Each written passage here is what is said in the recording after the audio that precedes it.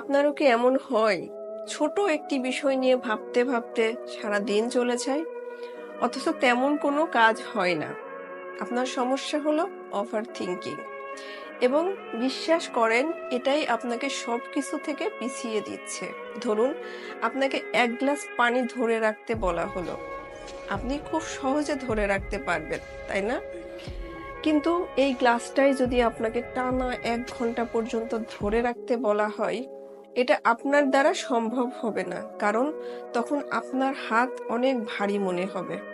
এটাই over thinking এর সাথে হয়। প্রথমে আপনার কাছে একটা চিন্তা আসে, ছোট একটা চিন্তা, কিন্তু আপনি সেটাকে ধরে রাখেন ঘন্টার পর ঘন্টা, দিনের পর দিন। আর ধীরে ধীরে চিন্তাটাই একটা বিশাল সমস্যায় রূপ নেয়। আপনার প্রোডাক্টিভিটি কমে যায়, এমনকি লাইফের ডিসিশন নেওয়াও টাফ হয়ে যায়। চলুন দেখি ওভার থিঙ্কিং থেকে বের হওয়ার সহজ 3টি উপায়। Step number 1, 5 minute rules. যখনই আপনার মাথায় কোনো চিন্তা আসবে, আপনি নিজেকে জিজ্ঞাসা করবেন যে এই চিন্তাটা কি 5 বছর পরেও আমার জন্য সমানভাবে গুরুত্বপূর্ণ থাকবে?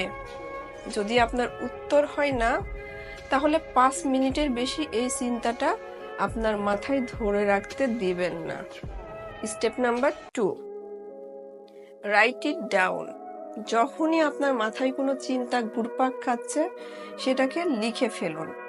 লেখার মাধ্যমে এই সমস্যাটা আপনার মাথা থেকে বের হয়ে আসবে।